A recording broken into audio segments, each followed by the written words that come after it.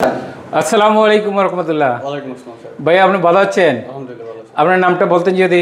আমি জুবাইর ইকবাল বাবু। আচ্ছা, আপনি এই গ্লোবাল উশি একাডেমিতে কেন আসছিলেন? আমি এখানে সেফটি ম্যানেজমেন্টে কোর্স করতে এসেছি।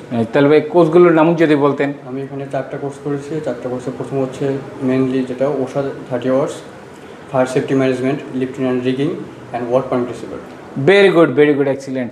আচ্ছা, আপনি এই যে এখান থেকে কোর্স করলেন, কোর্স করে আপনি এখান থেকে কি উপকৃত হইলেন বা কি ধরনের ডকুমেন্ট শিখতে পারলেন? স্যার এখান থেকে আমি আমার স্কিল, আমার কাজের প্রতি আমি অনেকটা ডেভেলপ করতে পেরেছি। আমি এখান থেকে হাতে কলমে রিস্ক অ্যাসেসমেন্ট, তারপর হচ্ছে lifting plan, lifting work permit receiver, তারপর হচ্ছে নিয়ার মিস রিপোর্ট, বিভিন্ন ওয়ার্ক প্লেসে যত আর কি কাজ আছে সেফটি ম্যানেজমেন্টের যত, ইনশাল্লাহ আমি সব কিছুই শিখতে পেরেছি। আচ্ছা, তার মানে আপনার কথা থেকে বোঝা গেল যে আপনি এখন একজন সফল সেফটি অফিসার হিসেবে কাজ করতে পারবেন। ওয়ার্ক প্লেসের যারা ওয়ার্কার্স আছে তাদেরও সেভ করতে পারবেন, ইকুইপমেন্টেরও সেভ করতে পারবেন। আর আপনি বললেন যে আপনি একটা রিস্ক অ্যাসেসমেন্ট কীভাবে হাতে কলমে করতে হয় এটাও শিখছেন, আর বিভিন্ন ধরনের পারমিট কীভাবে করতে হয় এটাও শিখছেন। তারপর ডেইলি লিফটিং প্ল্যান কীভাবে করতে হয়, লোড চার্জ সহ কীভাবে কেরিনকে সেভ করতে হয় এটাও শিখছেন, নিয়ার মিস রিপোর্ট শিখছেন। Good, very good.